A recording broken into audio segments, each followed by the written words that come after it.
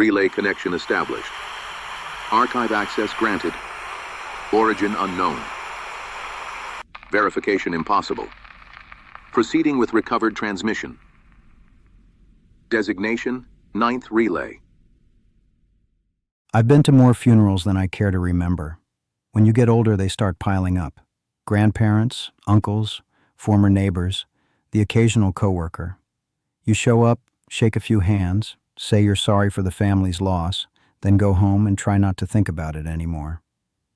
Most funerals fade from memory after a few months. This one didn't. This one has followed me for nearly 30 years. The invitation arrived on a Thursday. It was waiting in my mailbox when I got home from work. A plain white envelope with my name handwritten on the front. No return address, no stamp, just my name. Inside was a simple funeral announcement. A service would be held that Saturday morning for a man named Daniel Mercer. I didn't know anyone named Daniel Mercer. At least I didn't think I did. I read the card 3 times. Nothing stood out, no personal note, no explanation, no reason why I had received it. Just the date, the address, and one sentence printed along the bottom. Your presence is requested. Requested, not welcomed, not appreciated, requested. Something about that wording bothered me. I almost threw the card away. I should have. Instead, curiosity got the better of me. Saturday evening, I drove across town to the address listed on the invitation. The chapel sat at the end of a narrow road surrounded by old oak trees. I had the strange feeling that I'd been there before. Not recently, a long time ago. The sensation disappeared before I could place it. The parking lot was nearly full. Dozens of cars. Far more than I expected for someone I'd never heard of. I parked and walked toward the entrance. That's when I noticed the first strange thing. People were looking at me.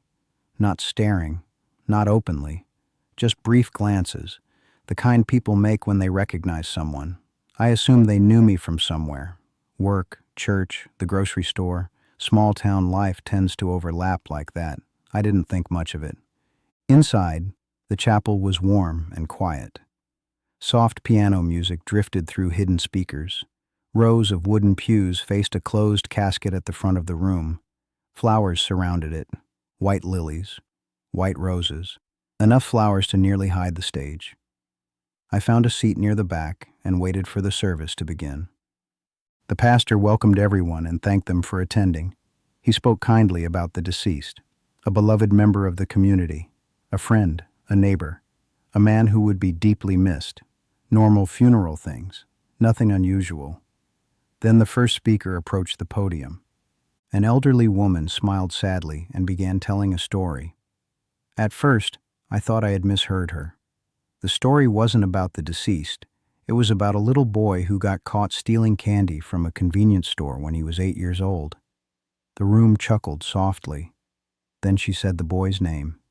My name. The story wasn't merely similar. It was mine. I had stolen candy when I was 8. My father had marched me back into the store and made me apologize. Nobody should have known that. Certainly not a room full of strangers. I told myself it was a coincidence. It had to be. Then the next speaker took the stage. And the next. And the next. Each one shared a memory. A story. A moment from my life. My first broken bone. My first kiss. The day my dog died. The summer I spent hiding from bullies behind the old water tower.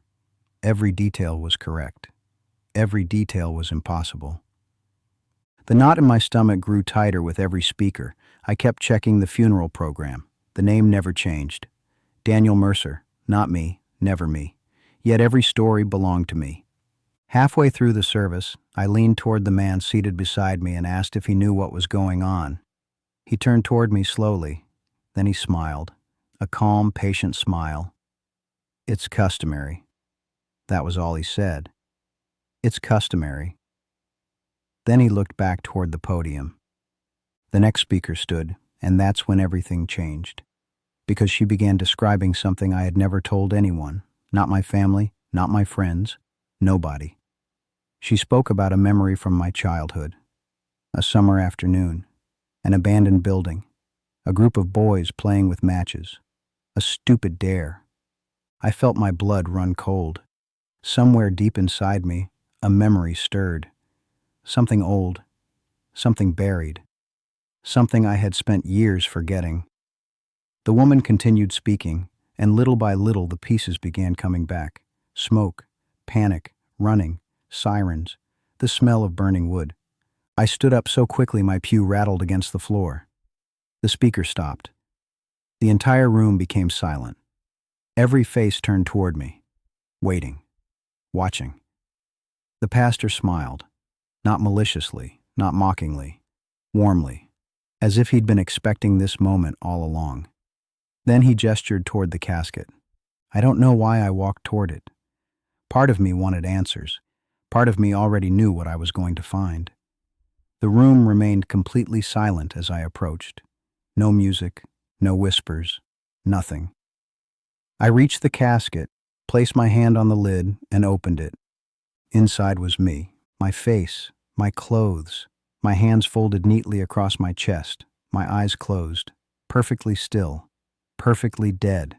I staggered backward. The room spun. My heart hammered against my ribs. The pastor stepped forward, still smiling. So glad you could join us. A murmur of agreement swept through the congregation. Then every person in the chapel slowly rose to their feet, still smiling, still watching, like old friends welcoming someone home. I turned and ran. I slipped on the aisle carpet and nearly fell. Laughter echoed behind me, not cruel laughter, the kind you hear at family gatherings when someone stumbles over their own feet. I scrambled back up and shoved through the chapel doors. Nobody followed. Nobody tried to stop me. The last thing I heard before reaching my car was the pastor's voice. You remember now. I drove until I couldn't think anymore. I don't remember getting home. I don't remember locking the door. I only remember collapsing into bed. When I woke up, the sun was already setting. 12 hours had passed. For a while I convinced myself it had been a nightmare, a panic attack, a breakdown, anything but what I remembered. Then I found the invitation sitting on my kitchen table exactly where I had left it. The address was still there, so I got in my car and went back. The chapel wasn't there, at least not the chapel I remembered. What stood at the end of that road was the burned-out skeleton of a building. The roof had partially collapsed. The windows were gone. Black scorch marks covered the brick walls. Weeds pushed through the cracked pavement. The place looked abandoned for decades. As I stood there staring, the memories finally returned. Not pieces, not fragments. Everything. I remembered the building. I remembered sneaking inside with friends. I remembered the dare, the curtain, the match, the tiny flame that seemed harmless at the time. I remembered running when the fire grew. I remembered seeing smoke rising above the trees later that evening.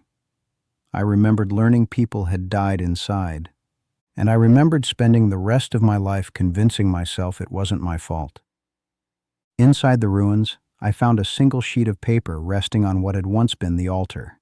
Clean, white, untouched by time, untouched by weather, as though it had been placed there moments earlier. My hand shook as I unfolded it. There were only a few words written inside. Michael, it was nice to see you again. We've missed you. Thank you for coming. Transmission complete. Archive updated. Relay connection terminated. Signal lost.